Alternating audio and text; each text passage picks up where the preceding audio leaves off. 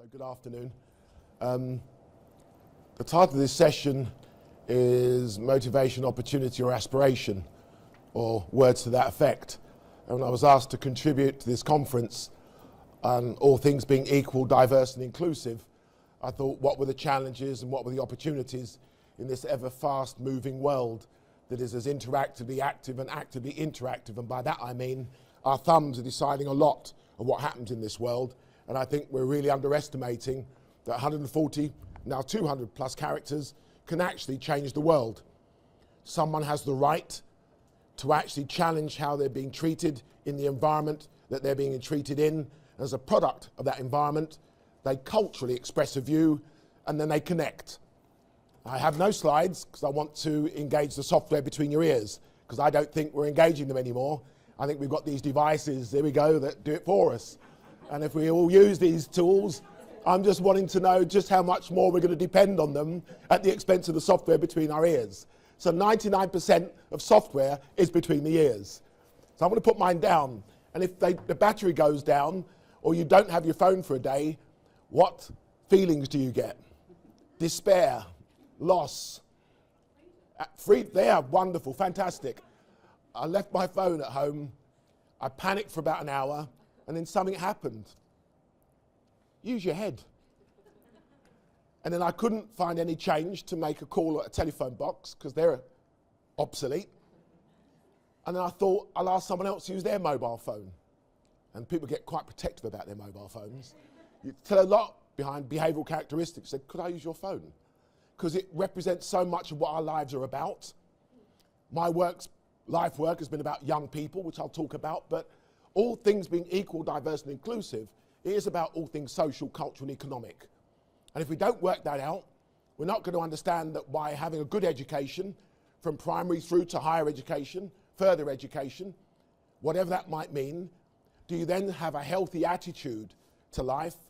And whatever the challenges are presented, you turn them into opportunities, because the civil society, the social order of society, the self-discipline that you develop in your behavioural characteristics, determine that the community cohesion, whether it's 160 countries that I'm currently responsible to and for, of the students of the University of East London, but more importantly, all underpinned by one thing: vocation, training, employment and entrepreneurship. 5 key policy indicators that provide, by way of the racial disparity report or audit, if we've got that framework, we stand a chance. Now within that, there's things not so black and white. There's a lot of grey areas.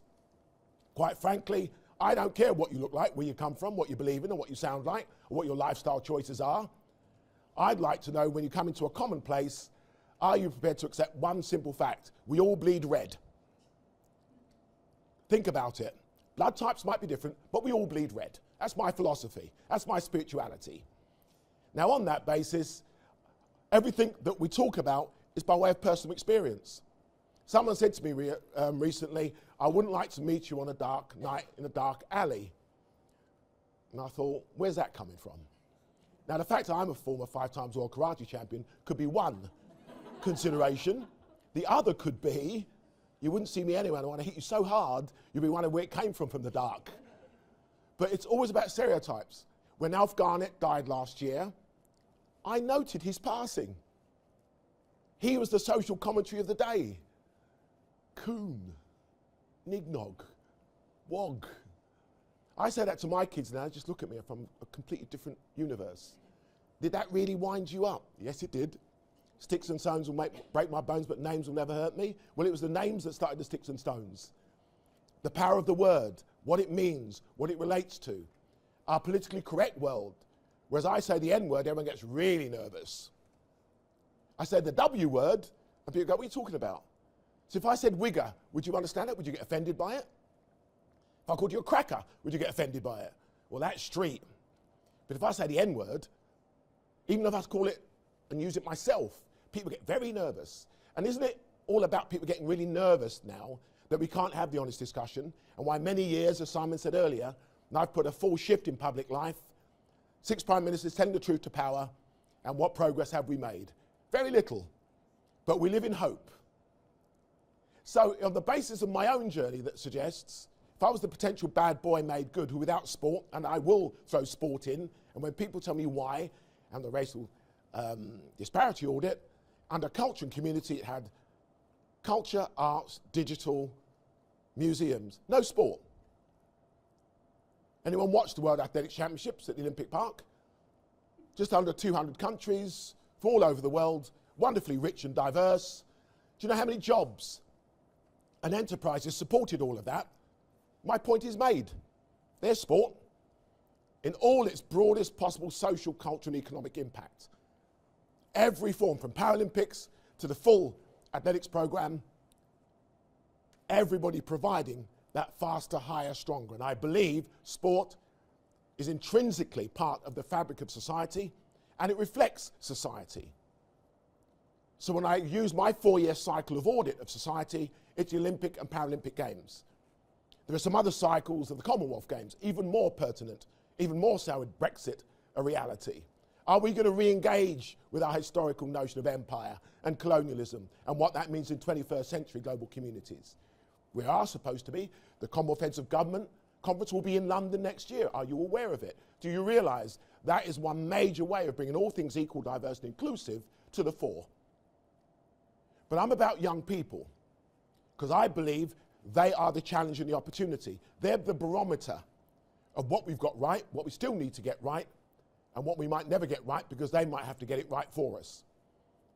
Because I'm looking at my pension plan.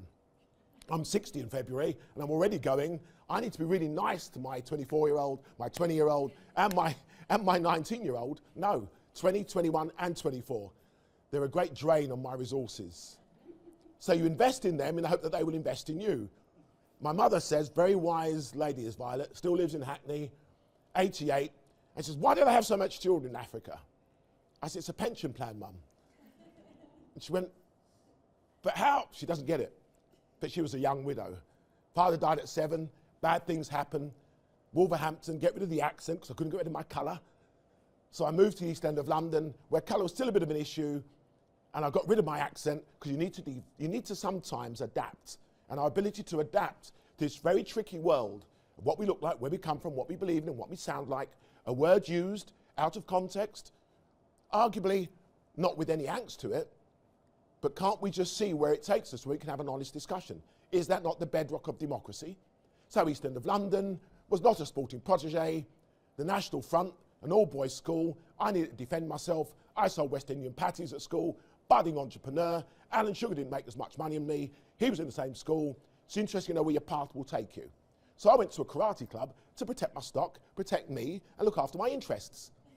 Then I discovered a sporting pathway, which is why the diversity of choice suggests you might have to, young people will definitely have to, become more diverse in their skills, their tools, and their adaptability, because they will not have a job for life. It's not going to happen. They're not even going to get a pension, because we're all supposed to invest from one generation to the other. Well, I'm looking for nothing from my lot. So the Geoff Thompson Preservation Investment Plan is to make sure I can keep going long enough to be able to look after myself. We're going to have to work longer. So what does that mean for intergenerational working? What does that mean for that, all things being social, cultural and economic? Well, I still bark and hark on about sport, because that's where I've come from. That's been my life curriculum. That's been my journey. And I am from the School of Hard Knocks, the University of Life, a degree in common sense, something universities might want to introduce, a degree in common sense. Employers want resilience, employers want soft skills. We talk about emotional intelligence, we talk all this stuff. They pay for a degree, a great cost now. I take this degree with a CV and they go, that's not what we're after. That's not what we're looking for. We want leaders. We want people who take risks. We want people who push the boundaries. Isn't it interesting how we strike that balance? Well, I've always been a risk taker. But competition karate is the ultimate discipline. Combative chess. You are mentally just deconstructing your opponent. I did much damage without doing much damage. And all non-contact sports are contact by their very definition. It just allows you to make contact without the rules of making full contact. Discipline. A very important word in that world of all things being politically correct. How many of you feel that political correctness is now a spent force? This is human interaction. If I've engaged your software, you're going to be engaged with me. I'm going to download a bit more energy. You're not smiling. There you go. It helps. By the way, if you don't smile, enjoy this, you're not going to get anywhere. It is the ultimate natural high. And on that basis, you stand a chance. Now, everyone says you can be very intimidating, Geoff, so I have to work really hard at my smiling and coping skills, because my first instinct is to react. And it's important that we understand what a reaction is and what a response is, and how it's measured and how it's considered, because we do need to be mindful and respectful of each other. So karate takes me all over the world, travel broadens the mind, medals have currency. You move up the social ladder, you meet some important people. It's always amazing. They want my medals, but they're never prepared to give me their companies or their government positions. I'm just nice, sporting candy that illuminates. But being the best known unknown has allowed me to tell the truth to power that has transcended from Margaret Thatcher telling me that sport was for the unclean. I challenged her. There were some riots in the 80s, and I was able to articulate and communicate what I felt sport for all should be, which is everything that suggests every citizen, intergenerationally, with a fundamental human right of sport being part of their physical activity and lifestyle and well-being. Because if we get that right, whether it's classroom, playground, beyond the school gate, campus, beyond campus, communities, locally, nationally, and internationally, inner city, suburban or rural, I believe we can achieve somewhat remotely like balance. The world is far too uncertain. The world is far too aggressive, and the world is far too violent.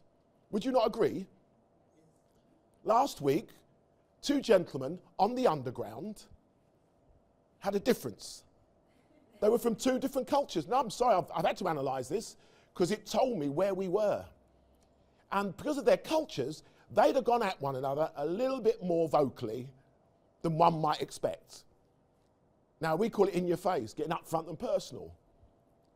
Now, we know that because they gave themselves in. So if they'd been aiming to do anything more, they wouldn't have done. But because the climate of fear and the uncertainty, and because we cannot be diversely comfortable in our skin and our cultures, and a disaffection of society, a young disaffection of society, wants to now do us harm, is that not the barometer and the reflection of just how well we've done as a society? Look at the panic and fear in the season as we approach of goodwill. And it troubled me, it concerned me, because this subject is almost to the side. We've gone back to racial audits. Well, I'm afraid I'm going to be generous. I'm a 20% minority in an 80% majority. So how is it so difficult to assimilate me into society with all the targets that you have? I'm unemployable. How's that? How is that? Come on, we've got all the boxes to tick. So the 20% should be part of the 80%. We should be 100% win-win-win, a cycle of wealth, and everybody's happy. We do ourselves out of a job. Wouldn't that be a nice position to be in? To do ourselves out of a job. Because if you don't give the educational attainment, if you don't give a rich educational opportunity of empowerment, 95% of the racial disparity audit figures that by way of disaffection, citizens become antisocial, gang-related, and now extreme in their terror, means we either warehouse them in the University of Crime rather than the University of Life. It has a socio-economic value for money proposition that we've attempted in policy, but we must now look in hard economics. What does it economically cost us to have this continuing social and cultural shift for all the wrong reasons? That's why I believe young people need to be front and centre of whatever we look at now, because they might coordinate and focus minds. We don't have a youth ministry. We're the only country in Europe that doesn't have a youth ministry. You need to ask yourself why. Because intergenerationally, we can start looking at how we suggest what we were up to. Anyone nick a sweet from Woolworths? Does anyone know what Woolworths represents? Doctors and nurses? No? Yeah, see, little smile. See, everybody would suggest that a generation, millennials, my son says he procrastinates and then he does things at the last minute. That's a millennial. Is that right? What do? We think about it, plan it, we process it, we systemize it, we operationalize it, we impact on it, we measure it, and we tick a box. In all of that time, these millennials are turning the world on us. They've created their own paradigm, their own alternative world.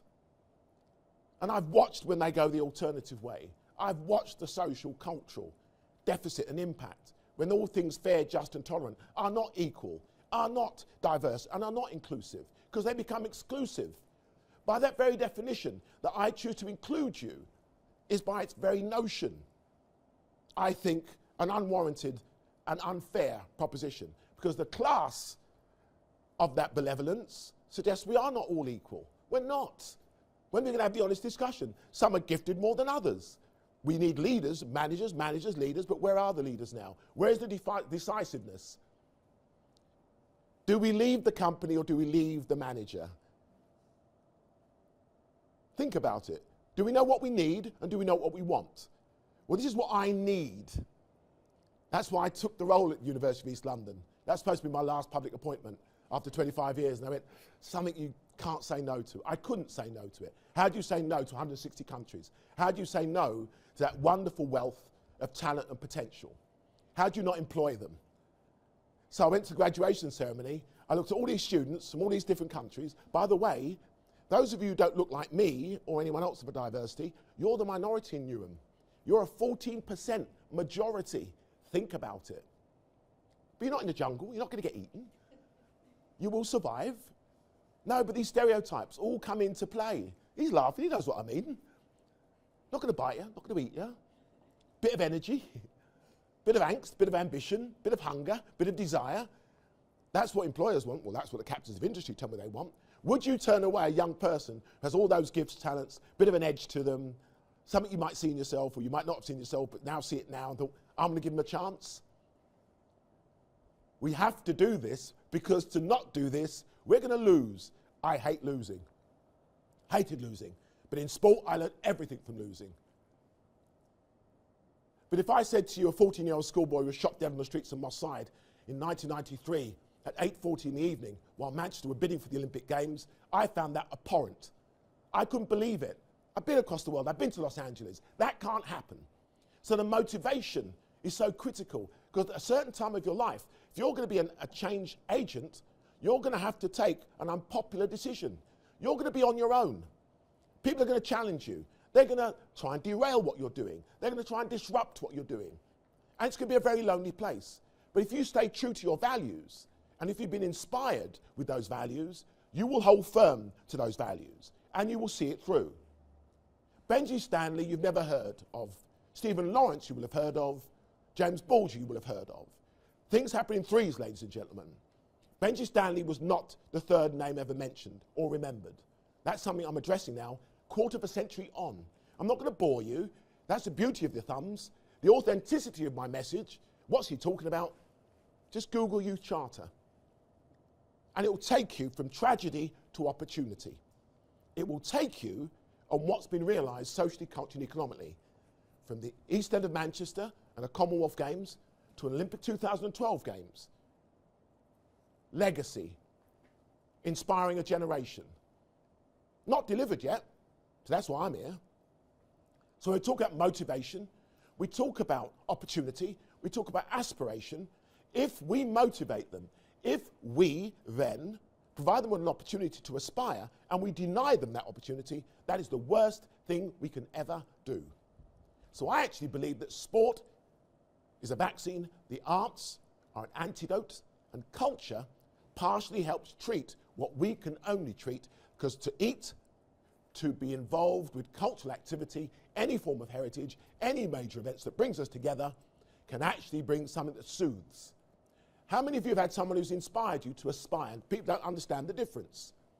My mum, first coach, best coach. My wife, second best coach. My daughter, a nemesis of winding me up. She was my idea, by the way. Be careful about your ideas. You may have to back them up. You may have to deliver on them. I had two males. I was the third male in the pack. I needed parity, so I thought we need a girl. Daddy's girl? Don't know. By the way, she couldn't get me around her little finger. She avoided me until the age of 3, and then here's how cunning you ladies are. By the way, gentlemen, they have the maturity of that lateral ability to manipulate, moan, complain, prod, nurture nature. And by the way, if you don't think that's what's needed, you go to those communities now. We need balance. The City of London want you back because you stop us from taking risks, too many risks. There needs to be a counterbalance. Then she came up to me at the age of 5, gave me the biggest kiss in the world and said, I'm going to need him. And we've been working at it ever since. I start with no, default, no. You've got to convince me. But she wants to go ballet. And she's tall and she's athletic, but there weren't many that looked like her. So she had to change that environment.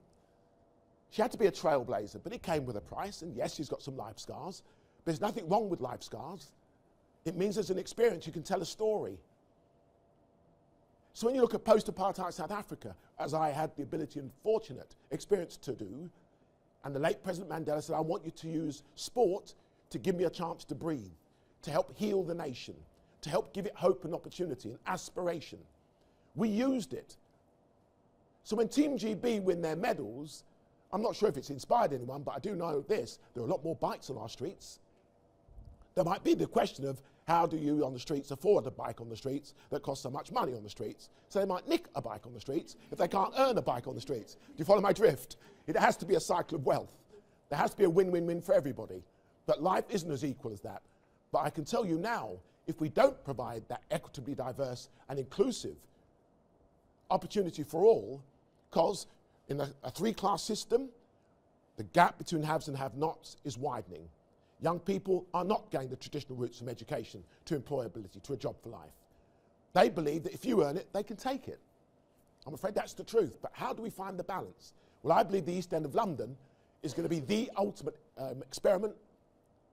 experience and opportunity of how that happens and occurs. Go to Westfields if you want to know what I'm talking about. I quite frankly was taken aback at the sheer diversity of cultures that were there. Simply one culture, see, bag and shop. Airports, supermarkets, well, depending where you want to go. I like Aldi, I like Marks and Spencer's, I like Debenhams, I like all of them. But certain people go to certain places because they feel comfortable. It's affordable.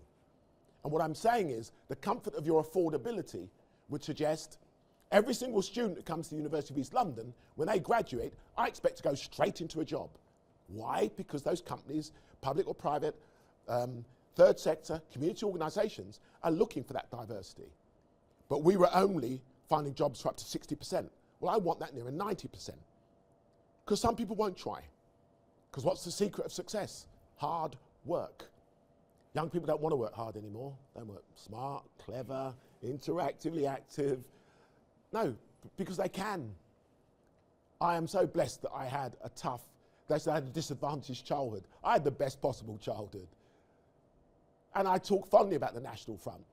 I talk fondly about all those people that gave me a really hard time, but you can when you're 6'5" and you've got 5 world titles, and you're one of the more dangerous human beings really to come into contact with. But I'm not too bad, am I? I'm the elephant in the room that's got a tusk, and I can make myself known. But what I'm saying is, in all things that we look for, we have to start with ourselves. What was your personal experience? Every one of us has a prejudice, every single one of us. But as long as you don't make it an ist or an ism, we're work in progress as a species. And we have to really understand that if we're going to make any sense of this uncertain world. So in all of that, when someone said, what does this really look like? We engage young people with sport, art, culture and digital. We engage them because that's what they're interested in. We then educate and equip them, classroom, playground, beyond the school gate, informally, formally, with the resilience, life skills and the potential to be motivated and inspired. Once they're inspired, they have the confidence, trust and respect that you give them and they give you. It's a two-way relationship. Then thirdly, they will be empowered to either aspire to further or higher education, employability or entrepreneurship. It's very simple. 3 phases of engagement. Put a nice framework, a matrix of outputs, targets, outcomes, sustainability, real credible sustainability, and we start to change the world.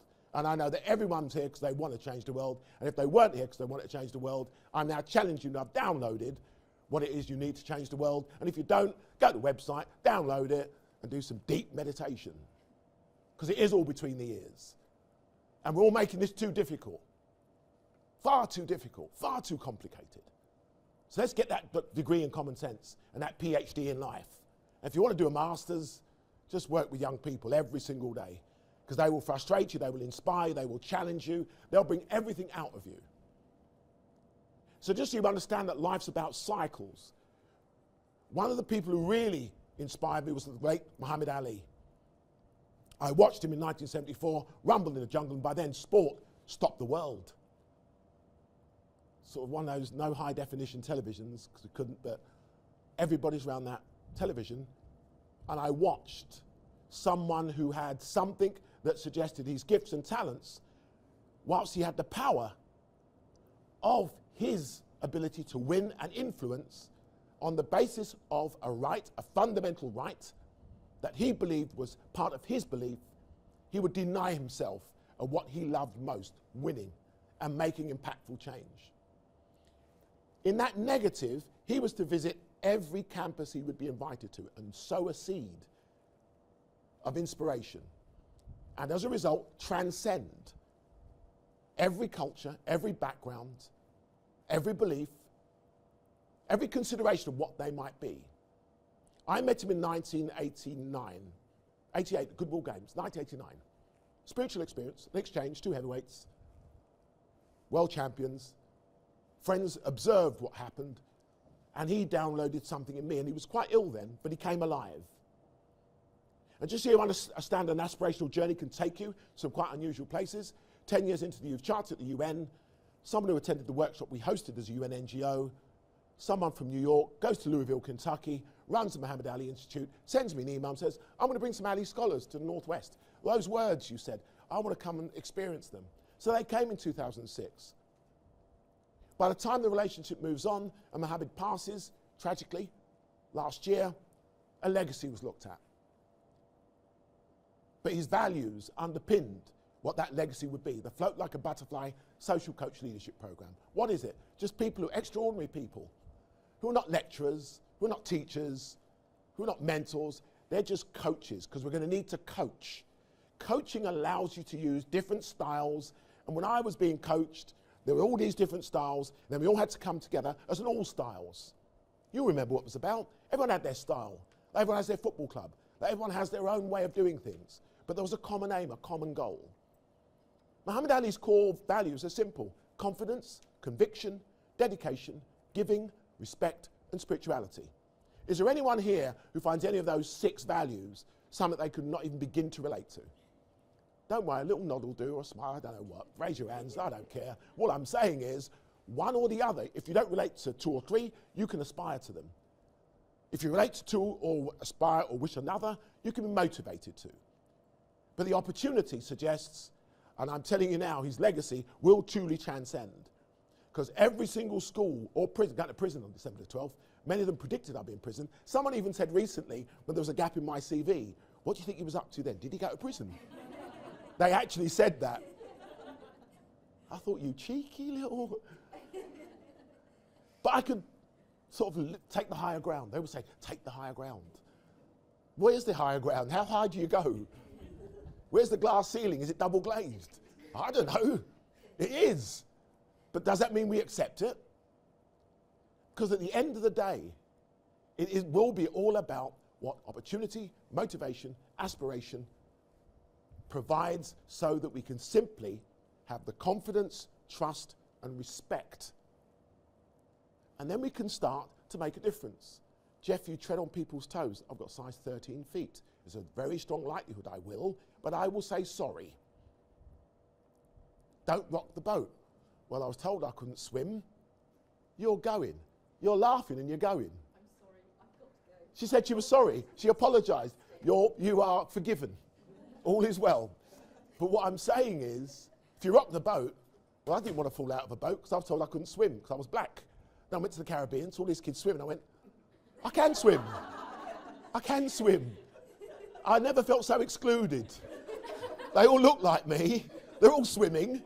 And I was sat there like this idiot going, shit, I can swim. I nearly drowned 3 times thinking that madness as well. But it's amazing when the motivation was there. So the fundamentals have to be there.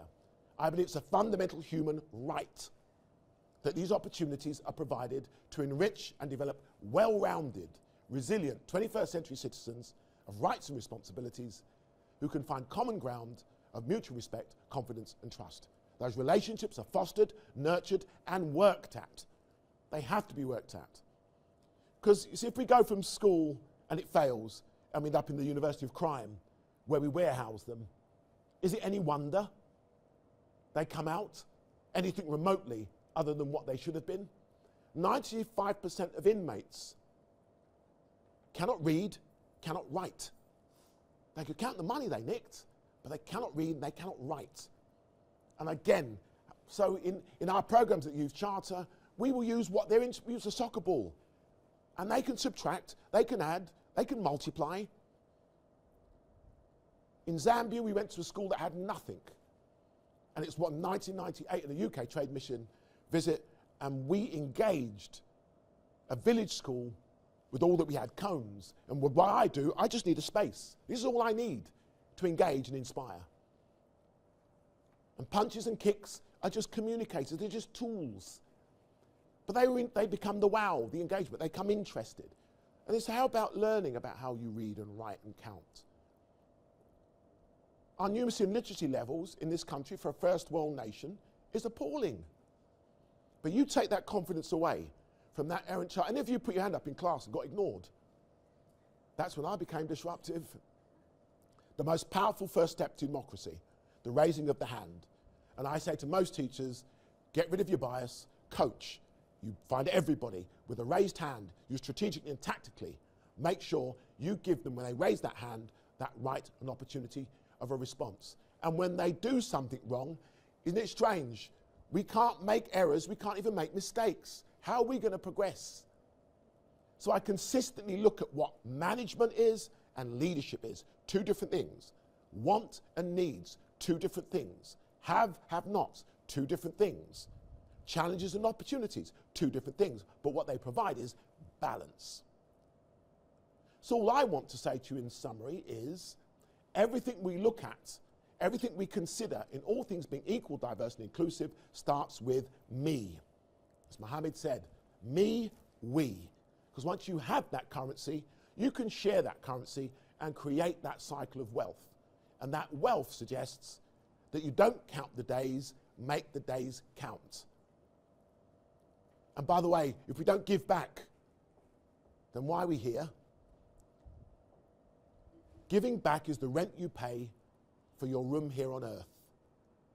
By the way, Muhammad Ali is all over me at the moment. I can't escape him. I realise that everything is for a reason. So if you're not sure, or you're unclear, or you don't believe it can happen, because we're a species that have to have something to believe, belong, and identify with, whatever that is. But what I want to say to you is, if we don't invest in our future, and those young people are part of that future, where are you hoping to retire?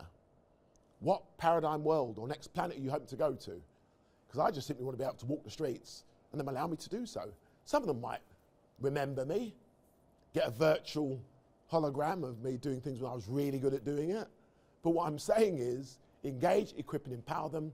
Take all that you have and all you're committed to in giving them that motivation of aspiration.